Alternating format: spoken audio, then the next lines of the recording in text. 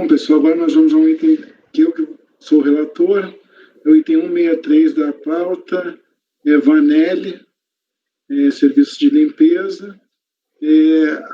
É basicamente processo normalmente de simples, nacional, a questão da vedação, a opção por força de cessão ou alocação de mão de obra. Eu vou tentar ser breve, efetivamente, porque é um assunto que a gente já conhece bastante. É uma declaratória de exclusão do Simples, na folha 229 do processo. O processo não passa a ter já.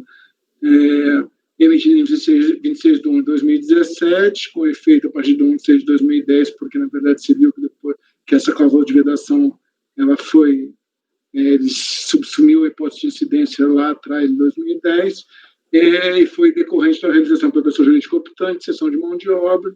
Essa vedação foi estabelecida no 17/12 da Lei Complementar 123 de 2006, combinou-se ainda esse dispositivo com 76.1 da Resolução CGSN 94 de 2011, no corpo do ADE para se fazer a exclusão. Ela foi cientificada em 23/2 de 2017, desse ADE emitido em janeiro, está nas folhas 308 da ciência, protocolizou uma manifestação de conformidade pelas folhas 241 a 262, foi julgada improcedente a manifestação de conformidade. Se considerou que a restrição de mão de obra efetivamente ocorreu conforme o ADE tinha descrito na DRJ. É cientificada em primeira instância, da decisão de primeira instância em 3/2 de 2018, ela protocolizou em 22 de 2018 recurso voluntário que a gente está analisando aqui. Ela diz, na verdade, primeiro ela tem um pedido aqui no sentido de que deveria ser dado efeito suspensivo ao recurso. Eu vou tratar dele, mas não tem grandes demandas aqui para nós aqui, porque eu vou dizer que existe o 151.3, efetivamente, que o ato declaratório só se torna definitivo depois do deslinde do processo, tem no próprio corpo da legislação do Simples essa previsão legal. Então, aí, agora sim, ela reproduz os fundamentos, agora vai entrar na argumentação provavelmente disso. Ela diz que foi iniciado esse processo a partir da análise realizada num processo de restituição dela. Isso é um ponto que é importante sanar, porque ela vai se pegar um pouco disso. Ela diz que protocolizou um pedido de restituição dos períodos de 1 de 2012 a 1 de 2014, e que a partir do referido ao ano de 2014, ou seja, depois desse período de apuração, onde ela pediu a restituir o indébito tributário, ela não realizou mais esse tipo de atividade, que seria a cessão de mão de obra que gerou o ato de exclusão. Ela entende que, se ao deferir o processo de restituição e ao seguir se promover a exclusão, na verdade se constatou nesse processo de restituição que ela fazia esse tipo de atividade vedada, e aí se representou e fez a exclusão depois. E ao seguir se promover a exclusão, foram adotados 2 pesos e 2 medidas. Alegou, com base nesses 2 pesos e 2 medidas, violação à sua ampla defesa também porque não foram apreciadas todas as teses de defesa aduzidas, inclusive essa quanto à existência de divergência entre o processo de restituição e esse processo do Simples em si. Ela, a partir daí, repete os argumentos da manifestação de conformidade, que são, agora eu vou detalhar um pouco mais. Ela diz que, na verdade, essa cessão de mão de obra, ela cita um contrato aqui que está nas folhas 295 a 301, que seria o quê? Uma cessão de mão de obra de telefonista a esse Centro Universitário de Franca, o Unifacef. Que o ato foi até 2010. Esse contrato aqui, que seria todo o cerne da questão aqui, ele iniciou as atividades de cessão da contratação, vamos dizer, se é cessão ou não, depois a gente discutirá cada um pelo seu entendimento. Iniciaria esse contrato em 17/5 de 2010 e perdurou até 14/4 de 2014. Aí ele começa agora uma outra argumentação. Ele diz o seguinte: olha, esse contrato ele começou em 2010, 17/5 de 2010, perdurou até 14/4 de 2014. Ele entende que o primeiro argumento é que essa resolução de 2011, que a gente usa aqui, no Comitê do Simples Nacional, só poderia produzir efeitos a partir do 1 de 1 de 2012. É o primeiro argumento dele. Como se eu estivesse dizendo que, na verdade, a gente está dando efeitos retroativos a essa resolução do Simples Nacional. Ele diz que, na verdade, volta a essa argumentação que eu já resumi brevemente, que ele formulou um pedido de restituição de contribuição previdenciária efetuado em 14/8 de 2013, alegou pagamento indevido de 1 de 2012 a 1 de 2014, o processo foi concluído em 31 de 1 de 2017, então o ADN litígio não poderia se valer da citada resolução CGSN, para declarar os efeitos da exclusão a partir de 1 de 6 de 2010, uma vez que a resolução só poderia, sendo de 2011, só poderia produzir efetivamente a partir de 1 de 2012, com o entendimento do contribuinte.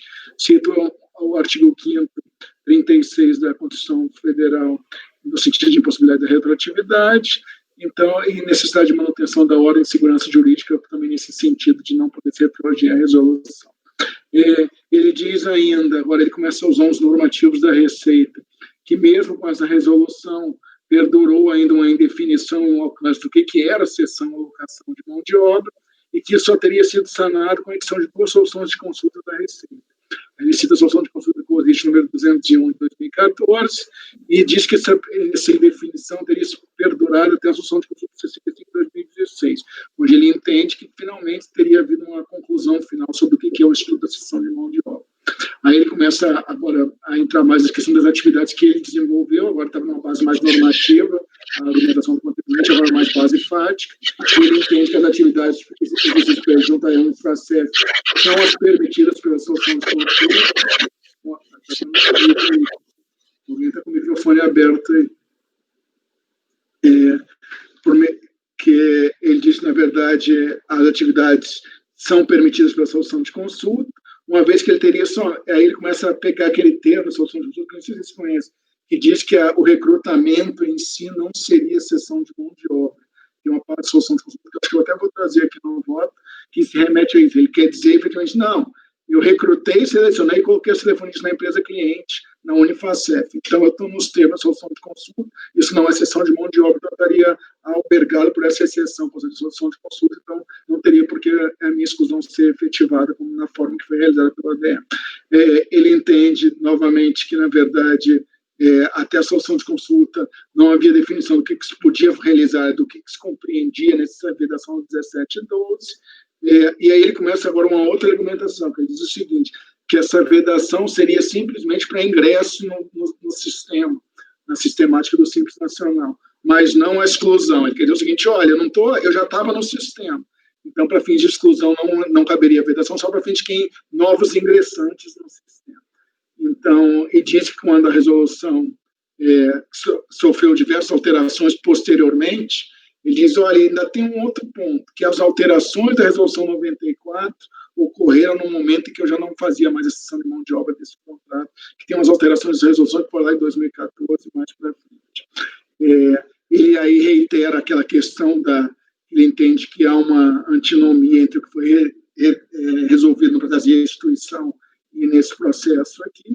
Então, ele diz que, na verdade, trata-se, assim, de posicionamento diverso nos dois casos, então, pugna, assim, pela revisão dos fundamentos adotados pelo acordo recorrido, porque ele acha que, na verdade, no processo de restituição já teria se despachado em sentido da argumentação que ele aqui defende. Então, ele requer, conforme estabelecido pelo artigo 33 e suas alterações, ele cita aqui uns dispositivos, se reconheça que aqueles dispositivos da Lei Complementar 123 teriam que ser regulamentados, então, na verdade, a Lei Complementar já deveria estar regulamentada no período do contrato, efetivamente, e que, então, a gente estaria, na verdade, ao excluí-lo nesse período, efetivamente, que é o objeto do ADE, estaria violando esse princípio do tempo régio ato, ou seja, não haveria regulamentação da lei no período objeto de exclusão ainda. Ele também diz que o ato regulatório só seria solução de consulta 65, de 2016 da COSIT, que, assim, deve ser confirmado que nos termos dessa resolução, dessa solução de consulta que esclareceu a resolução, ele exercia atividades que eram permitidas, já que, volta a reiterar, ele apenas recrutou, selecionou e colocou os telefonistas na Unifacef. Aí ele diz que se afastaria a incidência do 76.1 da resolução e que os efeitos jurídicos dessa resolução, novamente, ele reitera, teriam sido só em 2012, efetivamente. Então, na verdade, tem que ser declarado nulo o ato declaratório, efetivamente. E aí ele começa a deduzir depois, esse item 2.3, uma série de pedidos que nada mais são do que a gente confirme a argumentação dele, que ele informou a Secretaria da Receita Federal, que requeriu a restituição do tributo, que houve o deferimento e devolução do tributo lá no pedido de restituição de indébito de contribuição previdenciária, que lá se aceitou efetivamente a questão dele estar enquadrado no Simples Nacional, que, na verdade, o mesmo contrato, efetivamente, foi solicitado também um outro processo de restrição referente a um do 2012 a 2014, são 2 processos de restituição, efetivamente, que não foi apreciado aquele processo ainda, e que foi instaurado esse processo com a exclusão, ou seja, que ele está dizendo que a gente teria que fazer uma confirmação de tudo que ele afirmou no corpo do recurso, efetivamente, que haveria eficácia tributária a solução de consulta 65, que ela seria um instrumento que regulamentou, na verdade, a lei complementar em si, e que ele, na verdade, hoje, conforme a regulação de solução de consulta, a prestação de serviços dele estaria efetivamente abrangida, efetivamente, que não poderia retroagir antes de 4 de 2014, toda essa regulamentação que, segundo ele, só foi, teoricamente, expedida pela Receita Federal em 2016. Então, quer que a gente declare que ele prestou serviço no período de 1 de 6 de 2010 até 14 de 4 de 2014. Então, na verdade, aí depois eu vou enfrentar esse pedido efetivamente, mas eu acho que, na verdade, não é muito sério no nosso litígio aqui, esses pedidos aqui, que são meras confirmar que ele pediu uma série de confirmações que eu acho que não são nossa seara aqui, ficar confirmando situações fático-jurídicas dos autos de infração. Esse é o D3 dele, mas existe o pedido da anulação do ato declaratório de exclusão e também a questão da nulidade, porque não teria sido enfrentar todos os argumentos dele, efetivamente. Bom, então eu trouxe aqui inicialmente a manifestação, vou passar para o voto, tá, pessoal? Então, o litígio decorre da exclusão do Simples Nacional, com efeitos a partir de 1 de 6 de 2010, efeito da cessão de mão de obra. A contribuinte protocolizou em 20 de 2 de 2018 o recurso após ser cientificado em 3 de 2, então o recurso é tempestivo e atende os requisitos de admissibilidade. Eu trago aqui a manifestação a decisão da DRJ, a manifestação da autoridade julgadora de primeira instância. Aí o que acontece? A DRJ aqui, preliminarmente, efetivamente, ela diz o seguinte, que aos efeitos do ato de exclusão, nos termos do 29º da Lei Complementar 123 de 2006, houve uma exclusão de ofício, e que, na verdade, a resolução do Comitê Gestor regulamentou efetivamente essa hipótese de exclusão de ofício, efetivamente, e que, na verdade, se fala que o termo de exclusão só se torna definitiva, o que eu já falei antes, efetivamente, quando essa decisão definitiva for desfavorável ao contribuinte. Então, na verdade, há um reconhecimento aqui já desses, eu acho que nem é matéria litigiosa isso, porque a DRJ assim afirmou. Desta forma, conclui-se que o ato de exclusão situacional, quando impugnado tempestivamente, que é o caso, produz efeitos apenas após a decisão definitiva do litígio, ou seja, está reconhecido, seja efeito suspensivo que ele pediu. Eu acho que nesse parágrafo está bem claro que em nenhum momento se negou efeito suspensivo ao recurso, ele só vai ter efeito se esse ato suspensivo após a decisão definitiva, efetivamente. E ainda ele diz o seguinte, que a única coisa que existiria era aquela possibilidade de lançamento, efetivamente, que também está disposto na própria lei complementar, que é o 29º, que é exclusão de ofício, vai resolver na forma regulamentada, mas cabendo o lançamento dos tributos e contribuições apurados nos entes tributários. Eu acho que com isso até a DRJ cedeu esse pedido dele de efeito suspensivo.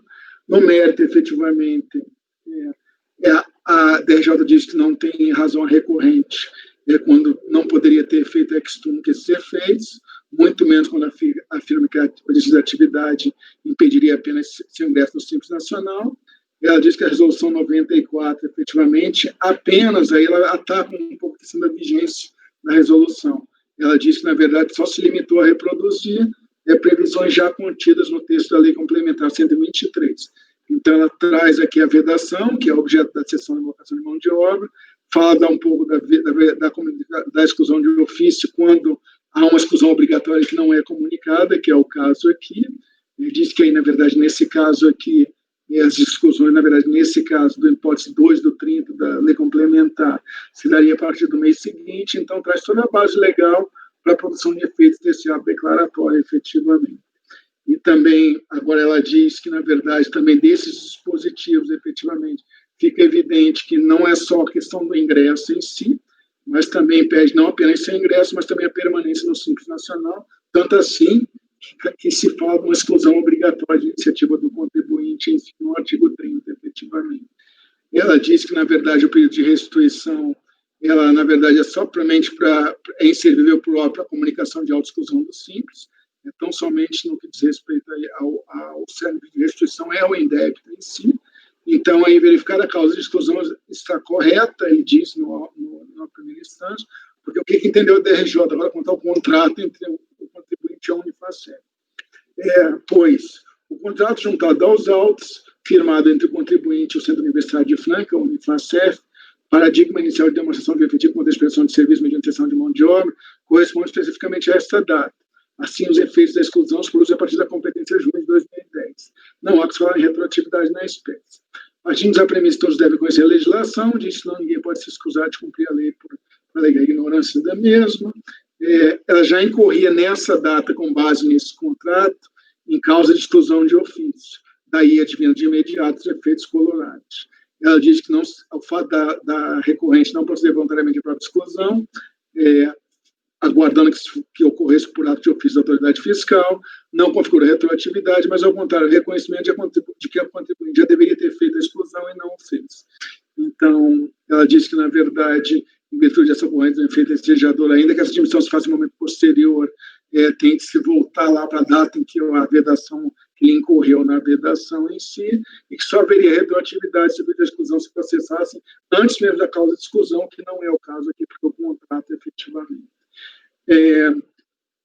Passa a dizer, então, que não foi somente com a solução de consulta 65 que se definiu o que pode, se compreende, o que pode não é compreendido na sessão e locação de mão de obra, na vedação em questão, e na verdade, diz que a consulta se diria pessoa de dúvida designada contribuinte quando a diferenciação jurídica entre a intermediação de recrutamento e pré-seleção, intermediação no processo de contratação de trabalhadores por empresa e prestação de serviços, ou seja, ele diz o seguinte, olha, a solução de consulta ela tratava da diferença jurídica entre a intermediação no processo de contratação, que seria das empresas de recrutamento e pré-seleção, e a prestação de serviços de mão de obra. E aí ele diz o seguinte, que essas atividades nada se relacionam com a atividade aqui identificada pela fiscalização, que, segundo eles, pelo próprio contrato, efetivamente, seria uma atividade de cessão ou locação de mão de obra vedada pela lei. Então, à luz desse julgado e da argumentação do contribuinte, eu passo a minha análise. Preliminar de efeito suspensivo, nenhum reparo a fazer ao acórdão recorrido, ao estabelecer que a efetividade do ADE, objeto do presente litígio, uma vez ser regularmente impugnado, se dará apenas quando o desvio definitivo desse processo. Reconheço aí também que não se está diante de processo de constituição de crédito tributário, de forma que se dê aplicabilidade aos ditames do 39 da 123 de 2006 do 109 daquela resolução CGSM. Ou seja, então, também eu acho que ainda que não se esteja a aplicabilidade desses dois dispositivos, eu acho que a gente está tratando contencioso relativo ao simples, efetivamente. Então, você vê que tem aqui o contencioso relativo ao simples.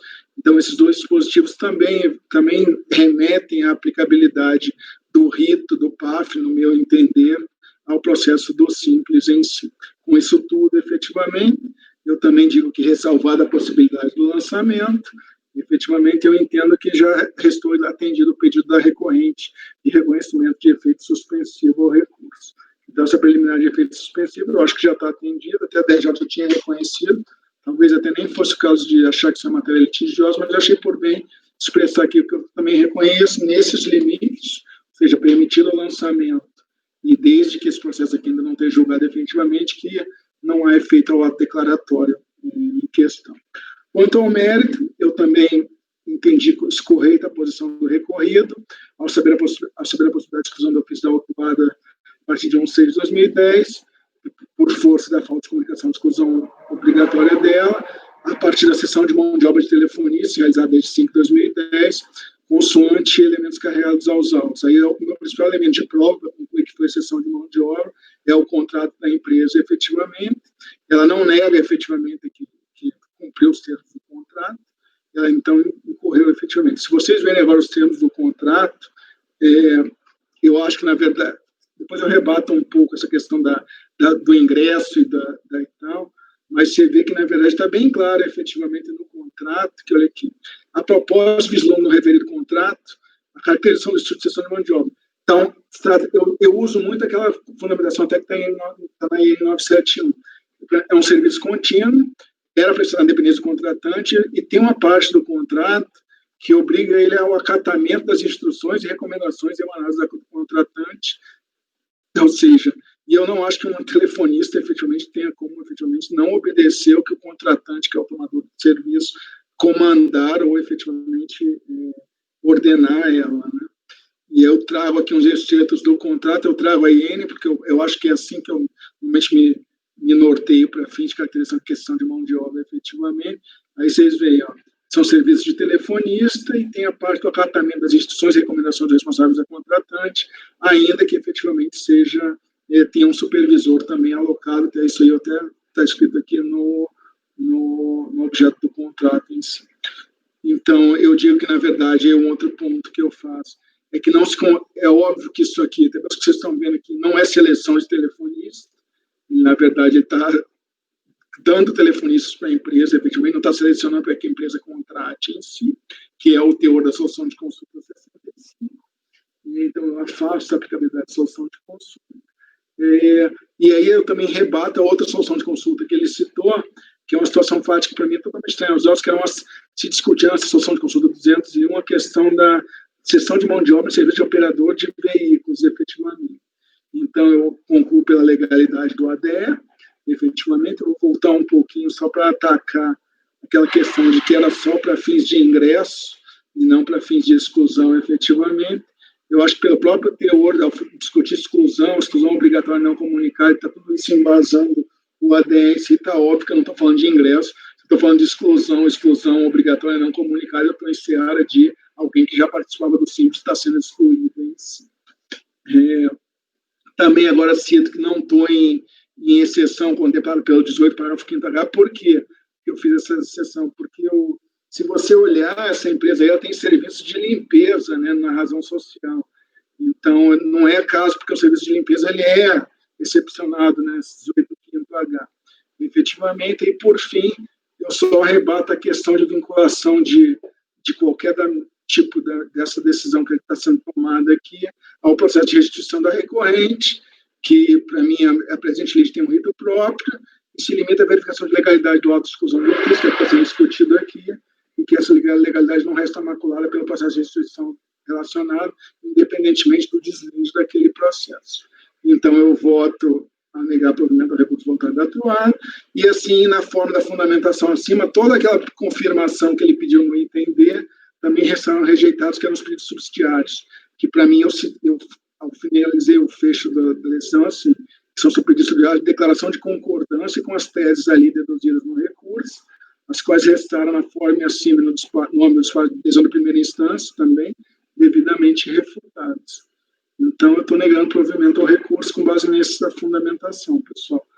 Basicamente, a sessão de mão de obra de telefonistas, eu acho que houve a sessão, era uma atividade que era na dependência contratante, contínua, quem comandava e dava instruções às telefonistas eram, obviamente, o pessoal da tomadora, dessa Unifacef. Então, eu acho que está caracterizada a sessão de mão de obra e não é exceção de serviço de limpeza, ainda que o nome da empresa seja Vanelli Serviço de Limpeza, é um contrato de cessão de telefonistas para um centro universitário. Então, basicamente é isso, pessoal. Estou à disposição para algum esclarecimento. Tá tranquilo. Eu vi ela falando ali, querendo fazer a diferenciação, que ela fazia recrutamento também. De fato, tem empresa que trabalha com seleção de pessoal, que ele só faz o recrutamento, né, para que a empresa contrate. Mas, nesse caso aí, pelo contrato, resta claro que, na verdade, ela colocou as telefonistas e, para isso, ela precisou recrutar, né? Então, não é um trabalho simplesmente de recrutamento. Não, é só isso. Vai ficar tranquilo. Tá bom. Então, vou colher os votos. Doutora Giovana. Acompanha o relator. Doutor Dornelas. Tá mudo, doutor Dornelas. Acompanha o relator. Doutor Lisandro. Acompanha o relator. Doutora Bianca. Acompanha o relator. Doutor Lucas. Acompanha, presidente. Então, Vanelli, item 163 da pauta, resultado por unanimidade de votos, negar provimento ao recurso voluntário do contribuinte. Afastando a preliminar de nulidade também. Desculpa, afastar a preliminar de nulidade e negar provimento, que tem uma preliminar aqui.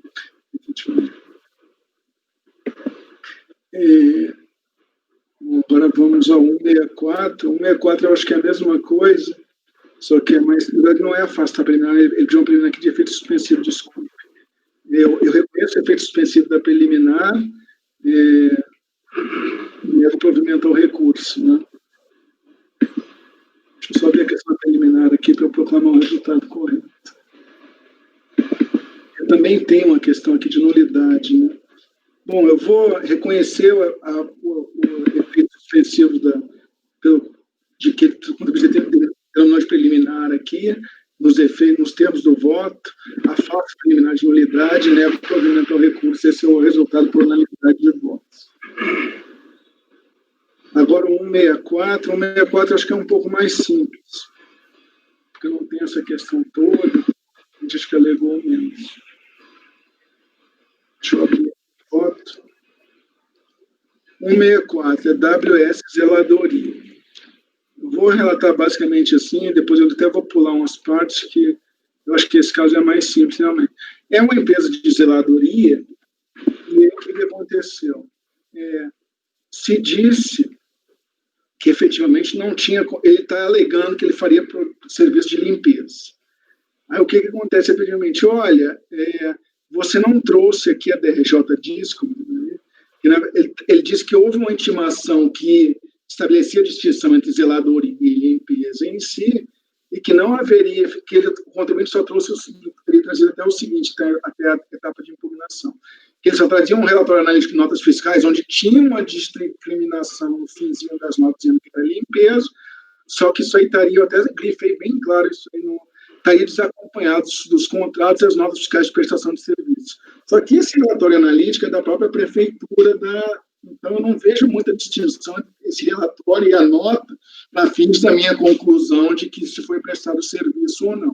Porque tem um relatório analítico da prefeitura ou a nota em si para fins de concluir se foi prestado serviço de limpeza ou não. Aí o que acontece? O contribuinte trouxe o contrato de prestação de serviço aqui, efetivamente agora, em sede de impugnação. O que acontece? Esse contrato, se vocês quiserem olhar, eu acho que eu citei aqui, tem um relatório analítico novamente, está nas folhas 291 a 407, só que nas folhas 213 a 281, efetivamente, tem os contratos em si. Nesses contratos tem umas tabelinhas, efetivamente, folha 229, 236, 250, 267, 278, que estão plenamente consonantes com a questão de serviço de limpeza. O que eu vi nesses contratos, efetivamente? Essa empresa, ela fazia limpeza de canteira e de obra para a MRV. Então, na verdade, a MRV contratava, aquela bagunça que fica no canteiro de obra, efetivamente, ela limpava, efetivamente. Aí a DRJ disse que não tinha o contrato, efetivamente. Com o contrato, para mim, tem até umas horas alocadas. Está bem claro que a atividade da empresa era de limpeza de obra, de canteira de obra para a MRV.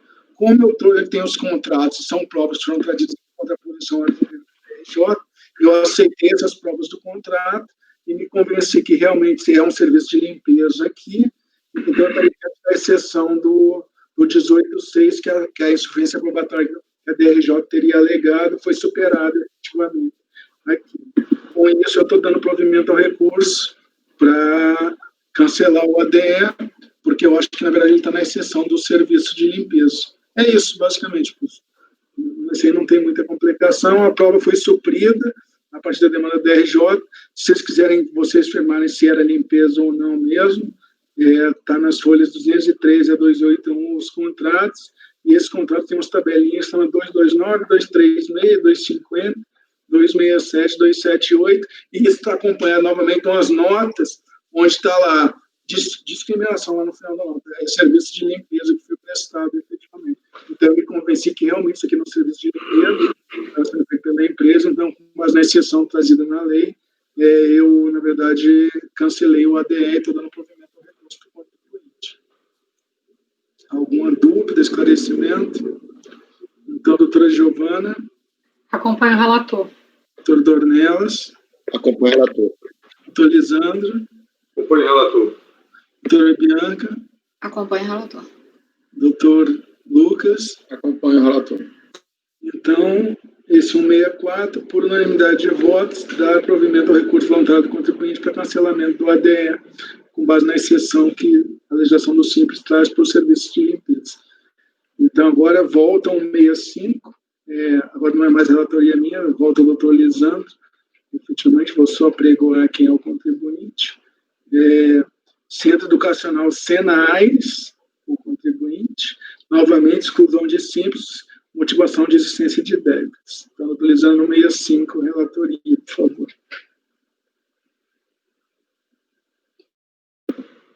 Bom, trata-se de recurso voluntário contra a decisão de primeira instância que manteve a exclusão do Simples Nacional com efeitos a partir de 2016,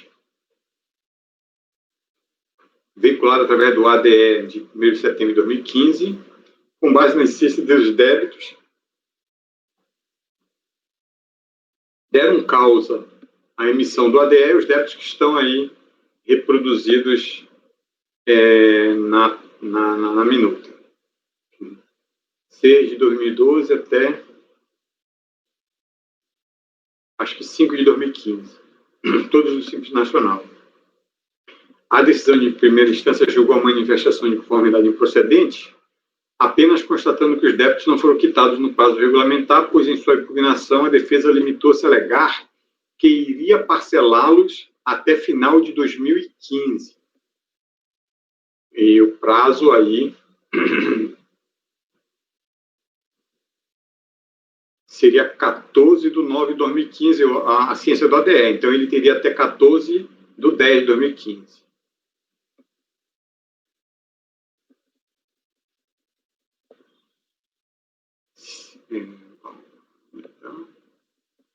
A decisão de primeira instância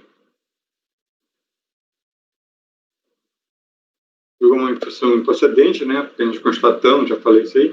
A decisão de primeiro de piso, então, alertou que se os débitos fossem regularizados até o final de 2016, a empresa poderia fazer a opção, fazer nova opção e ficaria mantida em Simples Nacional por período subsequente, claro. Né? Cientificada a decisão de primeira instância, através da intimação, a interessada interpôs recurso em julho de 2016, em que se limita a justificar que fez o parcelamento em 27 de 1 de 2016, tendo regularizado os seus débitos ao contrário do afirmado pela DRJ. Confira-se os seus exatos termos. Ao contrário do afirmado, do que afirma, o acordo cima transcrito, a reclamante regularizou todos os seus débitos em tempo hábil ao concretizar em 27 de 1 de 2016. Como é um ADE, esse prazo aí, 27 de 1, já mostra que está, mesmo que tenha havido um parcelamento, já mostra que está fora do prazo, porque o prazo era outubro de 2015. Então, não há muita discussão. Eu vou logo lá para o voto. Em 14 de 9 de 2015, teve ciência do referido ato declaratório, assim, diferentemente do que insinuou em sua defesa, ou seja, não regularizou em tempo hábil, o que poderia ter sido feito até 30 dias a partir da data da ciência, que é 14 de 10 de 2015. Quer dizer, o prazo está, desculpa a redação, mas o prazo final é 14 de 10 de 2015. O fato alegado de que parcelou seus débitos um pouco depois desse prazo, limite 27 de 1, apenas corrobora que estava inadimplente. Então é isso, pessoal. O cerne da questão é esse, e eu voto por negar provimento a recurso. É como voto. Alguma dúvida? Não, tranquilo. Ficou bem claro até o fato dele dizer a data que ele parcelou. Na verdade, isso vai servir para ele ingressar no Simples Nacional no ano seguinte, mas ele foi excluído, aquele ato de exclusão está ok, e no ano que vem ele reingressa, né? Não tem dúvida, não. Tranquilo.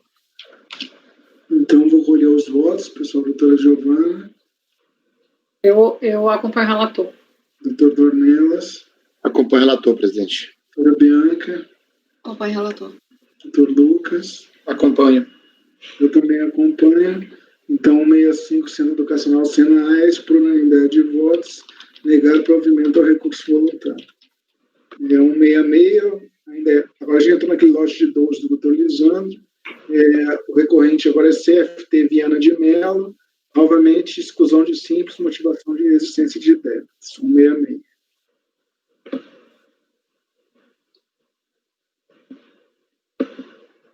O 166 CFT. CFT Viana de Mello, restaurante EPP. Isso.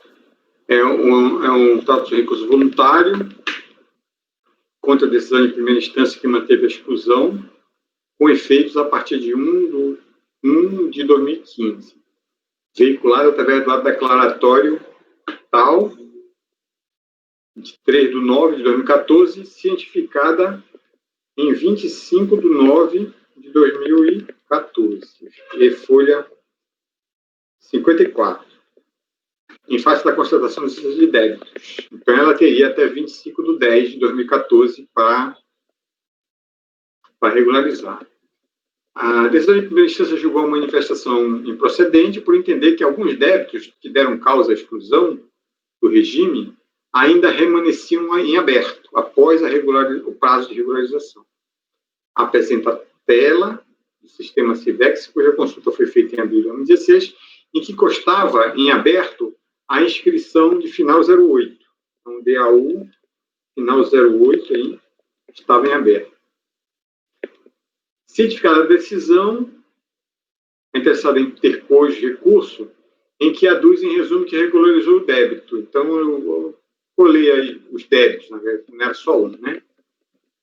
Então, ela diz aí que essa inscrição de final 08, ela ocorre que o débito elencado na decisão aqui vai resultado é que, segundo a Receita atinente a DAO de número tal, cujo monta é 1.359, valor esse com inclusão de encargos, fora quitado na época própria, estava quitado. Vídeo comprovante anexo. Mencionar que em 28/2 de 2014, a empresa pagou um DARF referente a parcelamento.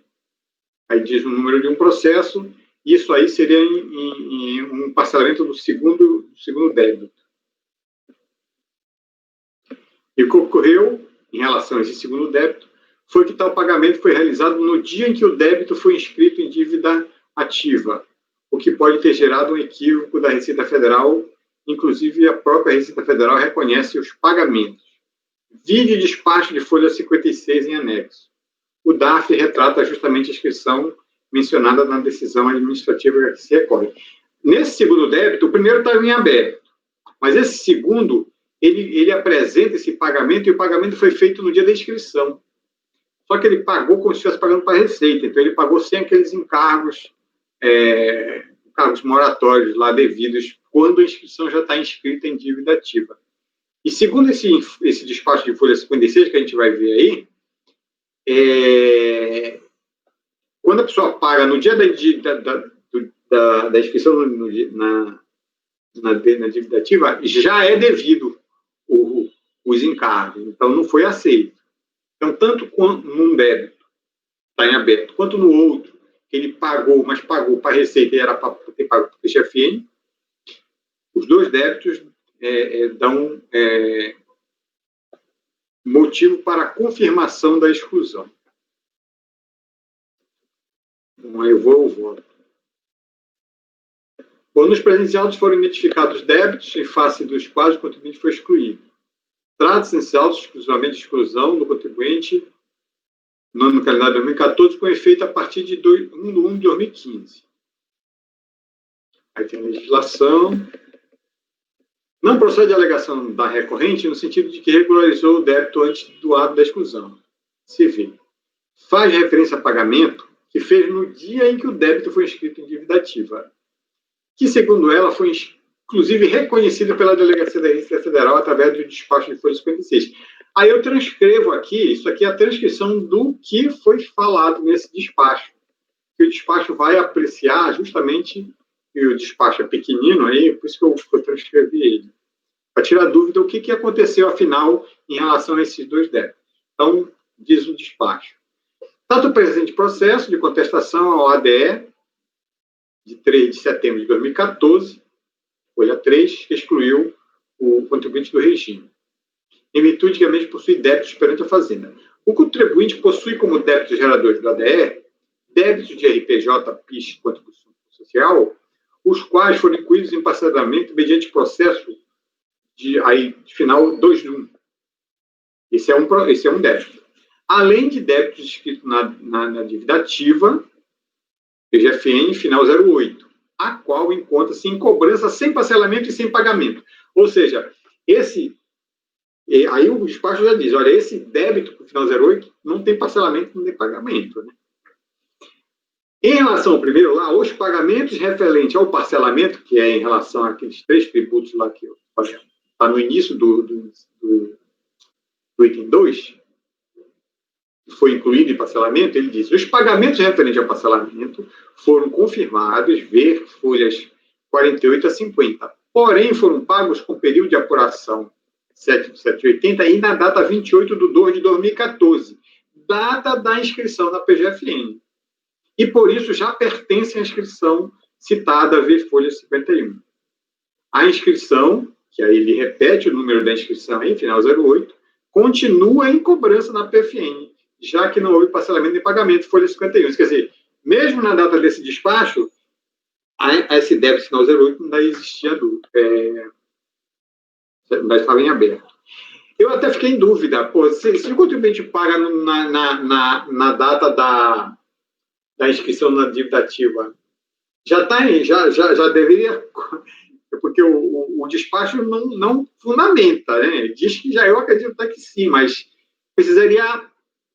eu precisaria, vamos dizer assim, fundamentar melhor para essa conclusão, que se ele paga no dia da data da inscrição, ele já pagou o despacho, já deve os encargos moratórios. Mas como o outro débito estava em aberto, aí eu não fui atrás dessa confirmação. Mas é realmente uma discussão interessante. Face ao exposto, e considerando o documento de folha 1 como impugnação ao ato declaratório, que excluiu o Simples Nacional, encaminhe-se o processo. Bom, de fato, a DRF, no período de despacho, acusa a existência desse pagamento, mas não confirma que tal pagamento fora feito a tempo e muito menos asseverou que o montante seria suficiente para liquidar o débito inscrito em dívida ativa. Como bem disse a lição de piso, aí, em relação ao segundo débito, embora a empresa tenha parcelado alguns dos seus débitos, a inscrição de final 08 permanecia em cobrança, fato corroborado, inclusive, pelo despacho folha 56, exarado pela DRF Natal. Essas são palavras de decisão de piso. Então, neste ponto, cabe salientar que, em regra, o pagamento efetuado perante a Receita Federal não extingue o débito que, antes do pagamento, já houvera sido inscrito em dívida ativa. E mais, ainda sobre o débito inscrito em dívida ativa, incide além de juros moratórios dos encargos legais da própria inscrição, né? Que é 10%, que já demonstra que a quitação não poderia ter sido integrada. Os comprovantes de arrecadação trazidos em anexo à sua defesa também não comprovam a quitação total de seu débito em dívida ativa relativa à inscrição em causa, demonstrando apenas que se quitou parte de sua dívida ativa com a União, conforme já explicado no despacho acima. E reproduzido também pela DRJ. Então, não tendo regularizado o débito, eu voto por negar provimento ao recurso voluntário. Como voto? Alguma dúvida, pessoal? Não, essa dúvida que o Lisandro teve, se ele pagou no dia que foi inscrito, eu entendo, Lisandro, que diferente, a gente tem aquela questão de prazo, quando começa a contar o prazo para você apresentar recurso, no primeiro dia útil seguinte e tal, mas nesse caso da inscrição, o ato da inscrição ocorreu na data X. O pagamento naquela data X tem que ser feito com base na inscrição. Então, eu diria que foi uma tremenda falta de sorte do contribuinte em relação a esse, na verdade tinha outro débito, mas teria sido, se fosse só esse o caso, eu diria que foi uma tremenda falta de sorte dele fazer o pagamento no dia da inscrição. Porque está inscrito, o dia da inscrição foi hoje, ele pagou hoje, era para pagar conforme a inscrição. Para evitar a inscrição em dívida ativa, o pagamento tinha que ser anterior. Então, aí recairia em cargos legais, o que já aquele pagamento efetuado certamente não seria suficiente para quitar a dívida. Entendeu? Mas tinha um outro débito, né? Tem outro débito, de qualquer forma. Para não restar, para a gente não precisar se prolongar. Mas eu acompanho o relatório. Doutor Dornelas. Eu acompanho também o relator, viu? Doutora Bianca. Acompanho o relator. Doutor Lucas. Acompanho o relator. Eu também acompanho o relator, então item 166 CFT Viana de Mello, por unanimidade de votos, negado provimento ao recurso voluntário. Item 167 da pauta agora, novamente exclusão de simples por existência de débitos, o recorrente é churrasquinho do Claudinho Limitado.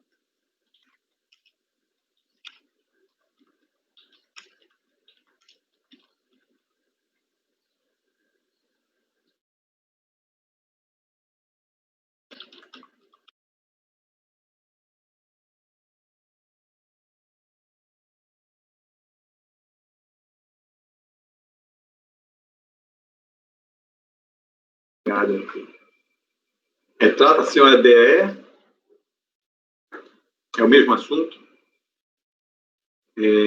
Antes de encaminhar para julgamento, a DRF Anápolis examinou o processo no bojo de uma revisão de ofício, porém denegou o pedido, mantendo o ato sob a seguinte fundamentação, interessante para conhecer, só débito mesmo.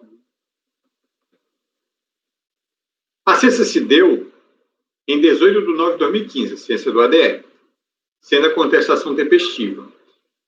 A referida empresa alega haver pago o débito, motivador do ato declaratório. O contribuinte que recolheu, através de um DAS, acho que é documento arrecadado do Simples, eu acho que é coisa assim, na data 29 de 9 de 2014.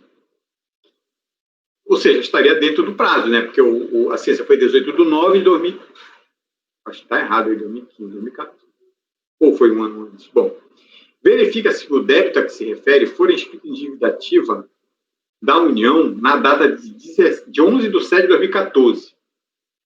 Isso. Então, aqui não houve coincidência de data, tá, pessoal? Ele pagou 2 meses depois, mas pagou com um documento da Receita Federal, né, e não da Procuradoria. Um documento como se não tivesse inscrito em dívida ativa. Não sei se sabia, né? Acredito que não, né?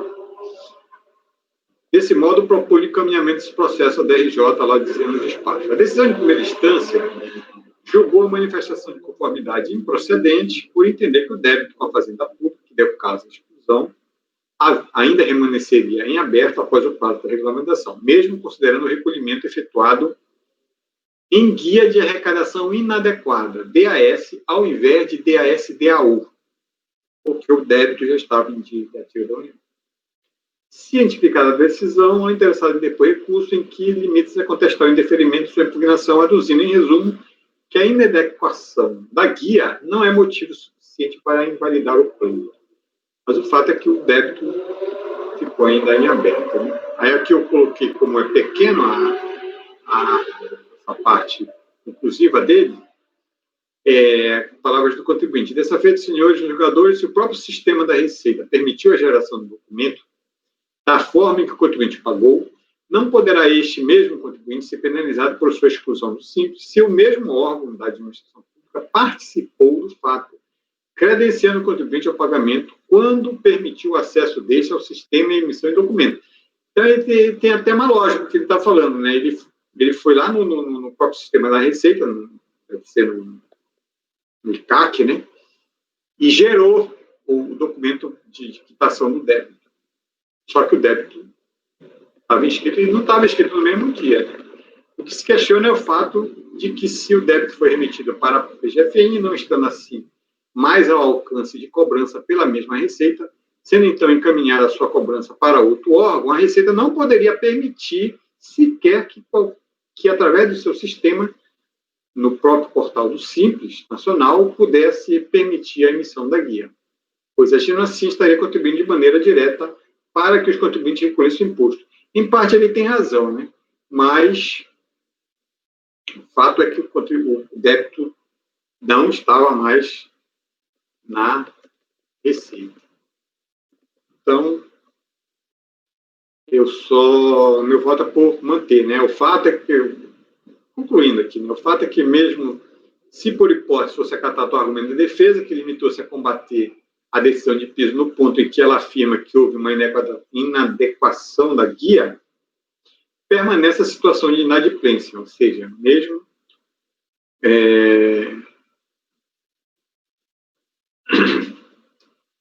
isso porque a DJ foi bastante enfática em se utilizar de outro fundamento, que é o fundamento principal para manter a insuficiência da quitação, mesmo considerando a inadequação da arrecadação utilizada. Aí eu transcrevo aqui o item 8 da quadra DRJ. Da análise das peças, verifica-se que não existe razão, pois o pagamento ocorreu após o débito ter sido inscrito em definitiva. De fato, o recolhimento alegado pelo contribuinte ocorreu em 29 de nove de 2014, quando a inscrição se deu em 11 de 7 de 2014. Recorte folhas 14 do DAS. Certo, senhores? Então, eu acho que já entenderam, né? O ponto é esse. O contribuinte realmente, ele mesmo admite que pagou, mas o argumento central dele é de que a Receita teria contribuído para a inadimplência a partir do momento em que ele conseguiu emitir um DARF usando o portal do Simples Nacional de um débito que não estava mais lá, estava no dívida ativa. É como um voto por negar presumimento ao recurso. Bom, pessoal, alguma dúvida, esclarecimento? Mas também, cara, que também. Primeiro, me perdoe, porque de vez em quando eu fecho aqui, porque o menino tá lá chorando, essas coisas eu fecho. Mas, só para entender, Lisandro, ele pagou tempestivamente, mas com código errado, foi isso, não? Ao acessar no ECAC... Isso. Ele pagou, mas ele pagou um débito, está mais de 2 meses, já não estava mais na Receita, estava na dívida ativa. E ele pagou como se estivesse pagando para a Receita, sem os acréscimos. Pagou naquele prazinho de 30 dias. Sim, antes. Antes até. Antes. Na verdade, o ADE já foi pelo saldo aí, vamos dizer assim, né? Porque quando você paga, está em dívida ativa, mas você paga como se estivesse pagando para a Receita, a Procuradoria nem sabe que você pagou. Na verdade... Ele pagou sem os acréscimos legais. Como já tinha mais de 2 meses, ele pagou em julho, ele pagou em setembro, foi em julho, acho que foi isso, né?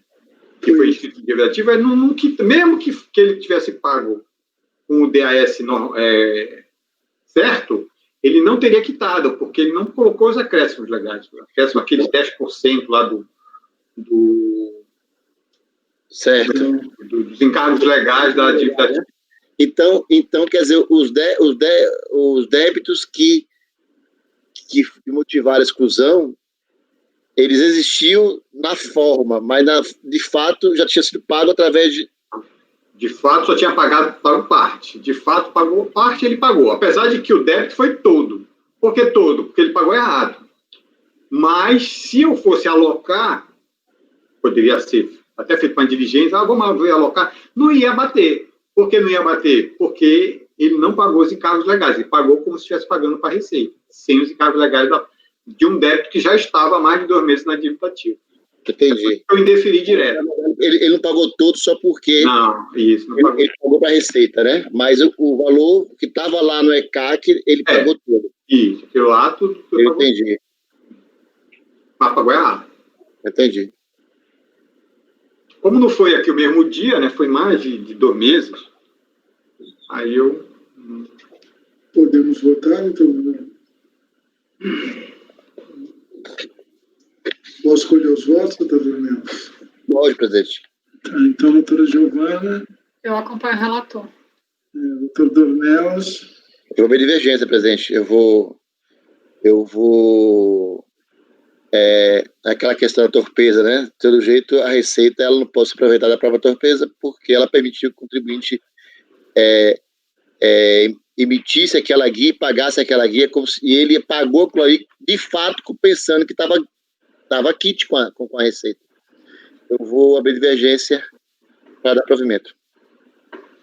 Doutora Bianca.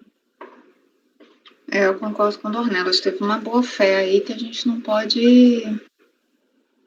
Eu vou acompanhar a divergência. Doutor Lucas. Eu vou com a divergência também, presidente. Tá bom. Então, por voto de qualidade, negar provimento ao recurso voluntário, vencido doutor Dornelas, doutora Bianca e doutor Lucas. Eu também acho que, na verdade, o débito não foi quitado aqui efetivamente. E essa questão de que se ele emitiu a DAS ou não, ele poderia ainda ter quitado isso, né, doutor Lisandro? No prazo de 30 dias do ADE e não foi feito, não é isso?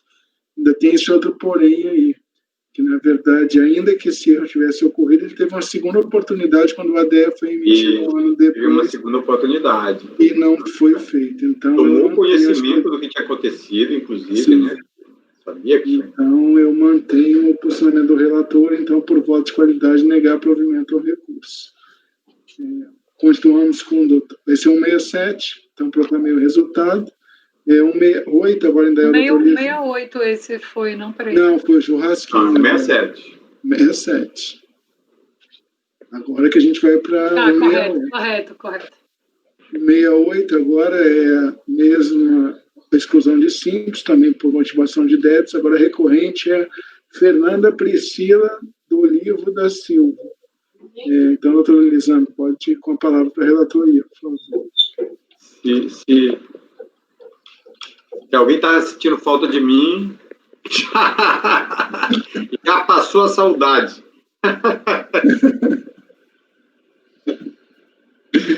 Bom, vamos lá. Fernanda Priscila. A Fernanda Priscila é mais fácil, ela só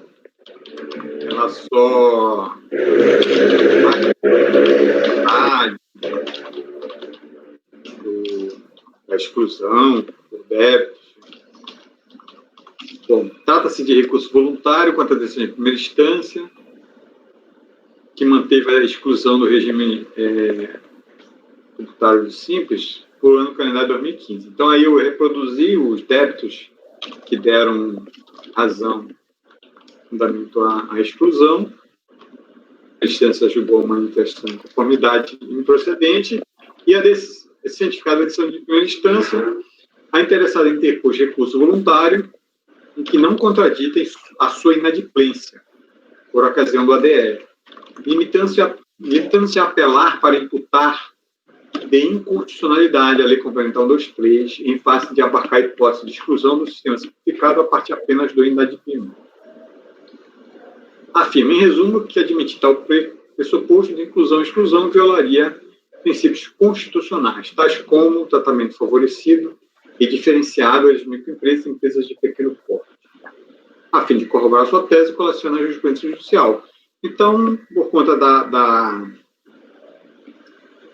da súmula, né, número 2, eu voto por negar provimento ao recurso. Como eu voto? Doutora Giovana, já estou colhendo os votos, tá, pessoal? Acompanho o relator. Doutor Dornelas. Acompanho o relator. Doutora Bianca. Acompanho também.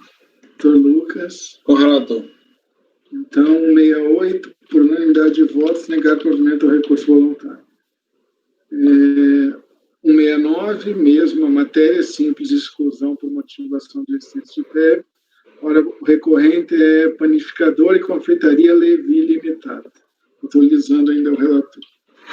Esse aí também bem simples, porque ele parcela, mas ele parcelou depois do prazo legal e aprova nos autos dessa data, né? Então, trata-se de recurso voluntário, ADE ano calendário 2014, exclusão a partir de 1 de 2015. Os débitos que deram causa foram 2 débitos simples, competência 11 de 2013 e 1 de 2014.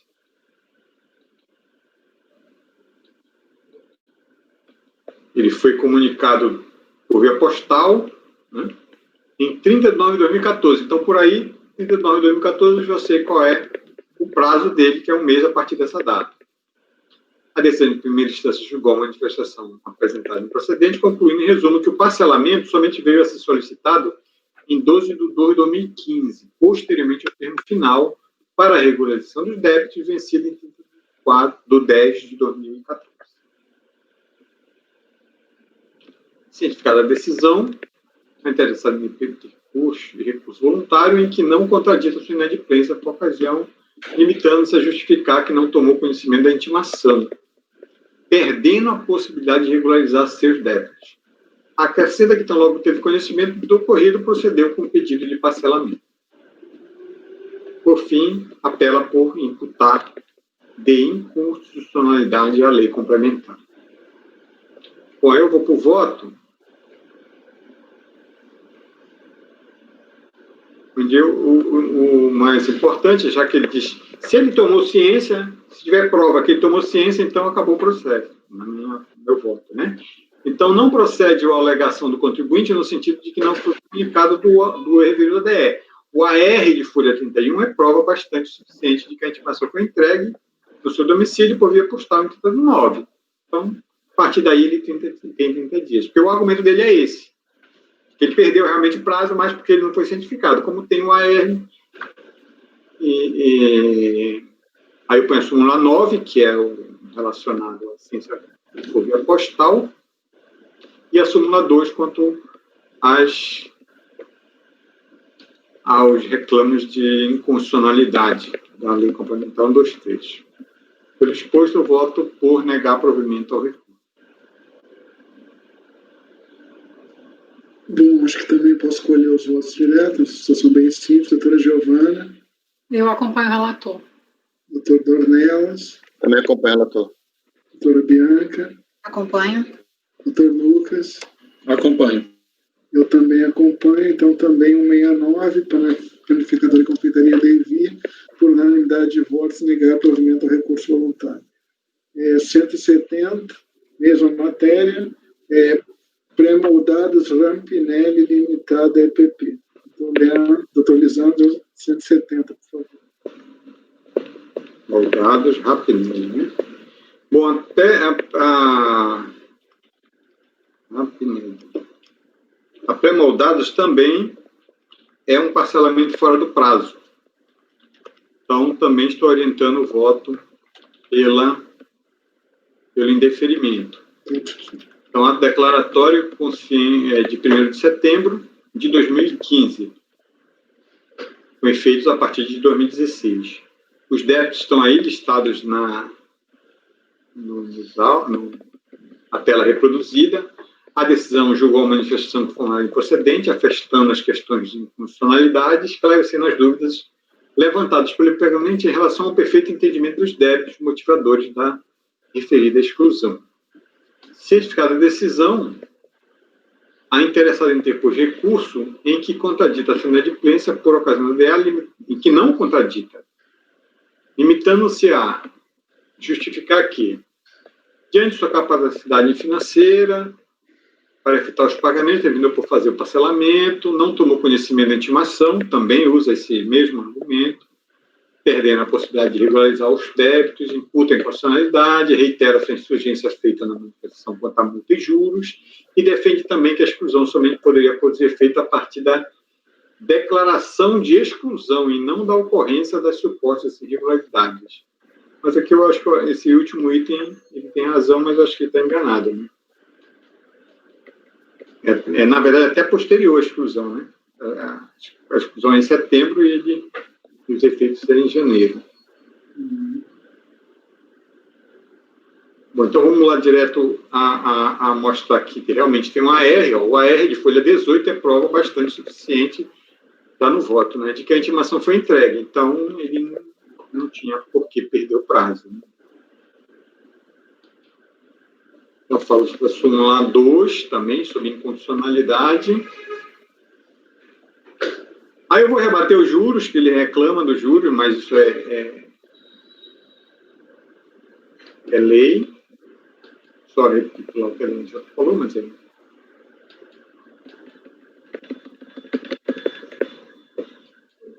Reitere-se não tendo sido regularizada a totalidade dos débitos, né? Deve ser mantido o efeito da exclusão do Simples Nacional, esclarecendo ainda que o ato de exclusão tem caráter meramente declaratório, de modo que seus efeitos efetuados dado da efetiva ocorrência da situação excludente. Por essa razão, diferente do apregoado pela recorrente, sua defesa, os efeitos da exclusão se dará a 1º de janeiro de 2016, ano seguinte à ocorrência do evento definitivo, no caso da inadimplência.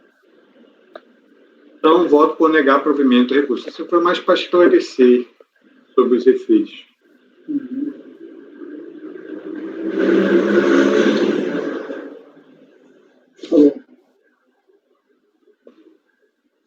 Então, voto por negar. Uma dúvida? Não, estou só olhando aqui.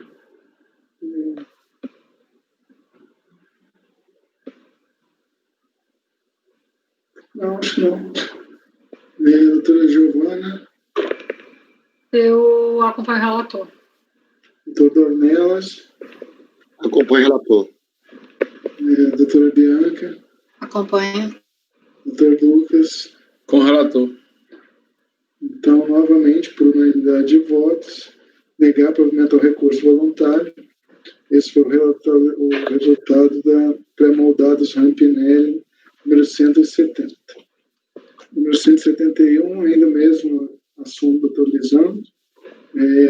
Rafael de Campo, Instituto Cultural e Educacional, exclusão de simples por existência de débito, no 71 da pauta. Bom, esse também é um termo de deferimento, mas é por débito também. No caso, o débito foi uma multa por atraso na entrega da DASN, R$200, e um débito do Simples Nacional, aqui inscrito em dívida ativa.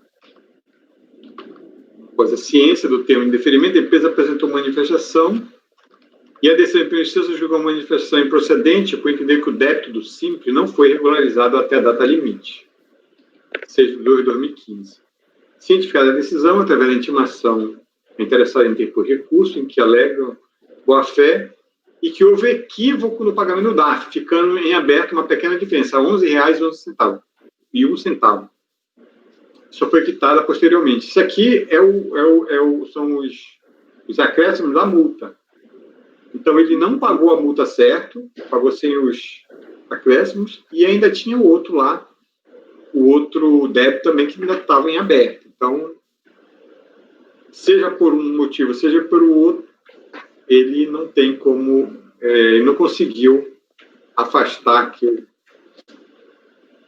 os motivos da exclusão. Bom, já no voto está comprovado, desde o despacho do examinatório, que o contribuinte recolheu o débito relativo à multa por atraso da entrega dentro do prazo. Porém, conforme inclusive confessado, não recolheu por completo o outro débito do Simples Nacional, inscrito em dívida ativa da União. Observe que a solicitação de parcelamento do referido débito ocorreu fora do prazo, 9 de 2 de 2015, não regularizando em tempo, porque o prazo limite era 6 de 2 de 2015. Aqui, diferente do ADE, aqui o termo de indeferimento. Então, o prazo é 6 do 2, mas por 3 dias aí ele recolheu ou parcelou uma das pendências impeditivas, o ingresso a destempo. Confira esse trecho da decisão de primeiro grau. Então, ele põe os estados, onde tem essa da PFN, já que era um DAU, né? E constata-se que somente em 9 de 2 de 2015, após a data 6 de 2 de 2015, permitida para contribuição, para regularização. O contribuinte parcelou. Dessa forma, conclui que havia impedimento para adesão ao Simples Nacional.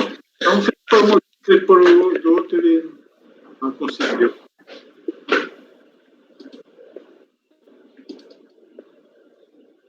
Alguma dúvida, pessoal? Algum esclarecimento adicional? Não, isso é aquele valor residual, né, que fica de multa e juros. Às vezes o valor é pequeno, mas não dá para estar aplicando o princípio aqui da bagatela, né?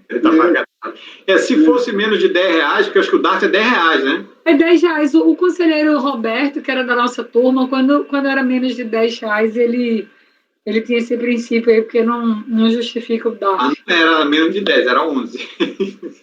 E ainda tinha o outro ainda. Eu tenho um hoje que acho que é R$50, que ele recolheu sem um acréscimo, e aí passou do fim do mês de janeiro, termo de indeferimento de também, e aí ele em fevereiro recolheu os 50. Eu vou trazer aqui de uma cafeteria, eu acho, mais o que vocês estão falando, né? Só se for aplicar para o significado. Por R$50 ele conseguiu recolher o dado. Mas então, pessoal, vou colher os votos, então. Doutora Giovana. Eu acompanho o relator. Doutor Dornelas. Eu acompanho o relator. Doutora Bianca.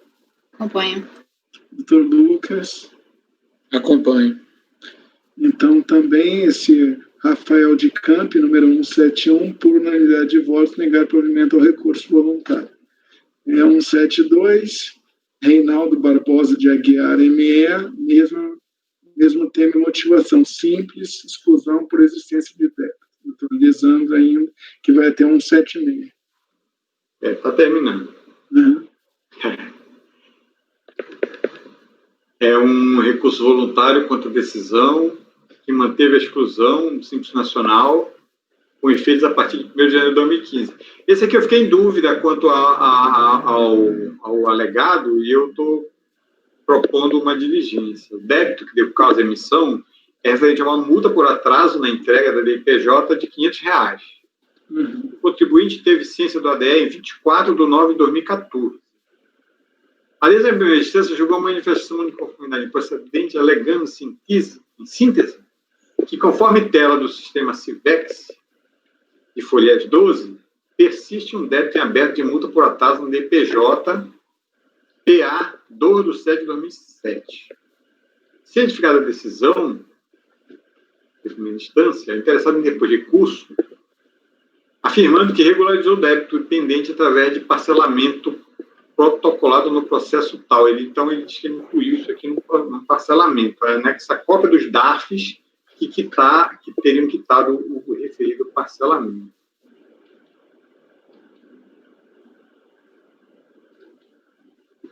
Bom, não foi, a defesa, por outro lado, já no voto, alega, rebate a decisão da DRJ, né, afirmando que regularizou o débito, através de sua inclusão em parcelamento. Anexa a cópia dos DARF, que supostamente quitariam o processo de parcelamento, é o número do processo, mas não foi possível localizar tal processo de parcelamento e não se possui dados suficientes sobre o mesmo para atestar se o débito objeto da inclusão estava na conformidade suspensa.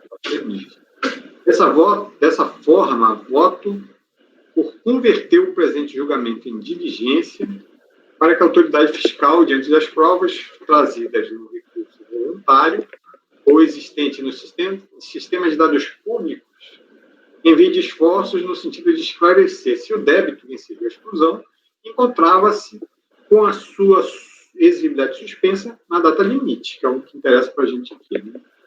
Reportando ainda se o referido débito foi objeto de parcelamento, se a data da opção pelo parcelamento, se o mesmo foi deferido, se não foi deferido, demais providências.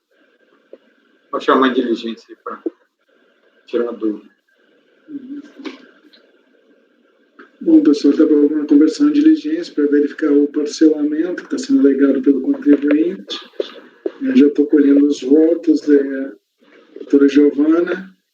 Eu acompanho o relator, até coloquei o número desse processo aqui para localizar, mas esse início 400, essa linha 400, eu acho que é processo eletrônico de parcelamento.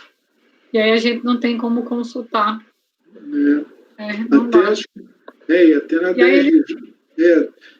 na DRJ mesmo não é tão simples, né? E aí ele anexa DARF e você não sabe se é suficiente, se estava tudo certo. Eu me lembro que eu fiz até um treinamentozinho no DRJ de Curitiba para saber qual parcelamento, em que sistema que eu tinha que entrar para verificar, efetivamente, porque tem vários, né? Tem diversas, isso não é tão consolidado assim. Porque às vezes a gente precisa saber se a estimativa foi parcelada ou não foi, o quanto pagou. Tinha gente que tinha essa tese de que só o que estava no parcelamento que era passivo de reconhecimento de saldo negativo. E aí, eu acho que até com o número, às vezes mesmo com o número, Giovana, tinha que saber qual era o parcelamento, em que sistema. Não, esse o sistema de gerenciamento de parcelamento estava, não sei como é que está agora, mas até quando eu saí era bem precário. Então, a doutora Giovana acompanhou a conversão em diligência, doutora Dornelas. Com o relator. Doutora Bianca. Com o relator. Doutor Lucas. Acompanho o relator. Eu também acompanho o relator. Então, 172, Reinaldo Barbosa, por unanimidade de votos, converter o julgamento em diligência os termos de voto do relator.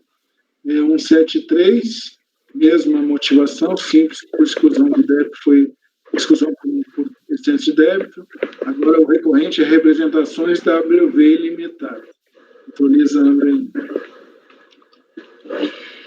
Vamos lá. Esse aqui é a mesma coisa, são 4 débitos, inscritos de dívida ativa, e ele traz alguns argumentos que é como se ele estivesse se comunicando com a Receita Federal, dizendo que parcelou, que retificou desse TF, mas seriam argumentos que deveria ter apresentado na PGFN, lá, que era um processo escrito em dívida ativa. Então, o motivo de indeferimento é basicamente esse. Então, é um termo de indeferimento simples, tendo em vista a existência de débito, né? O motivo que deu causa ao indeferimento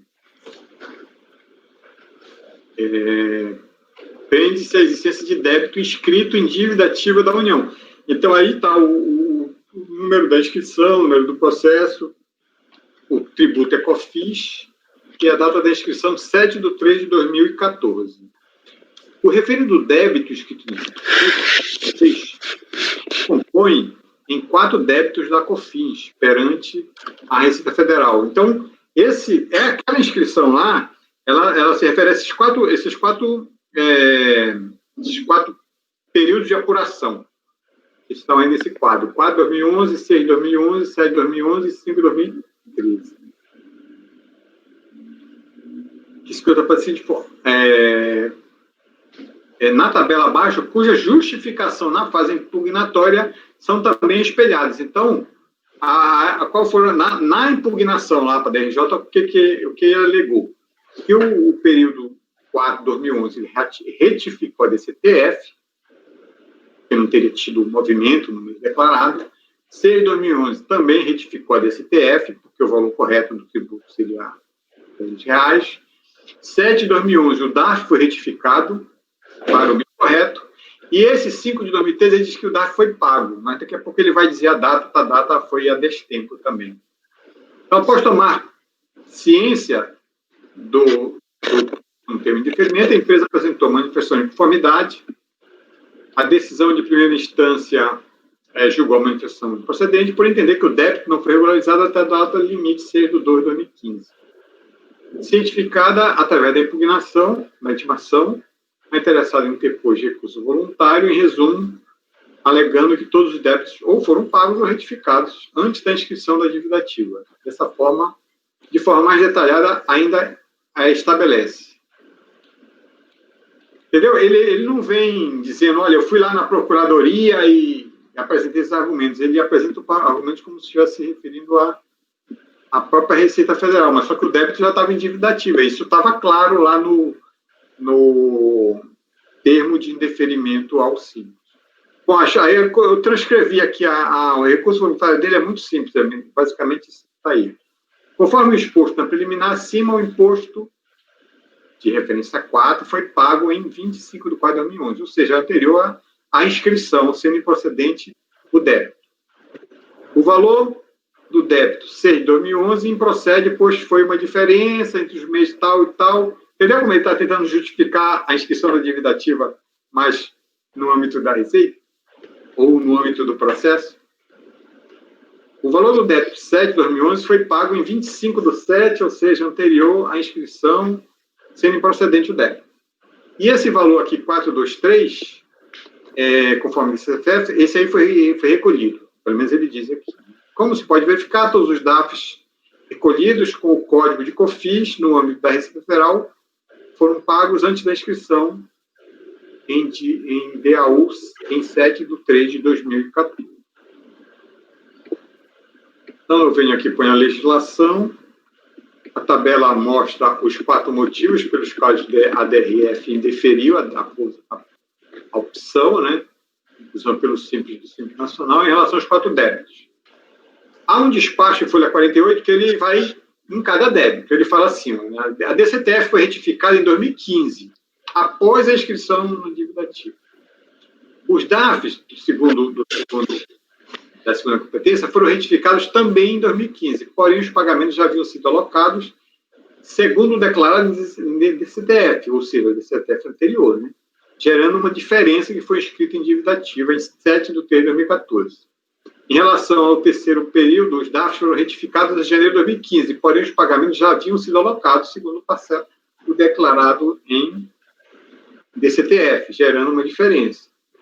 E, por último, o pagamento foi efetuado em 23 de 2 de 2015, e, portanto, após a formalização da inscrição em 7 de 3 de 2014, e também após a própria exclusão, né? 7 de 3.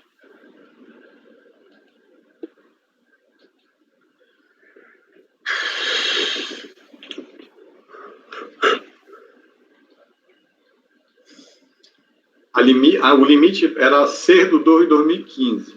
Então, só por esse débito aí, já é possível, esse último débito já é possível a confirmação do indeferimento. Não sei se vocês estão entendendo esse meu raciocínio.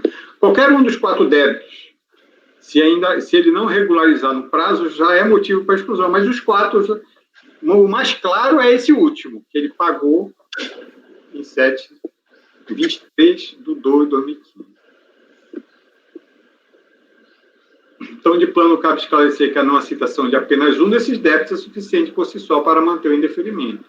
E no que diz respeito ao último período acima, período de apuração 5 de 2013, o contribuinte praticamente confessa sua não regularização temporal, uma vez que a única justificativa se refere ao pagamento em 23 de 2 de 2015. Portanto, a referida ocorrência deu sabidamente após a formalização em dívida ativa, 7 de 3 de 2014, bem assim após o prazo para a regularização do ser do 2 de 2015. Então, isso aí já é o suficiente, tá, pessoal?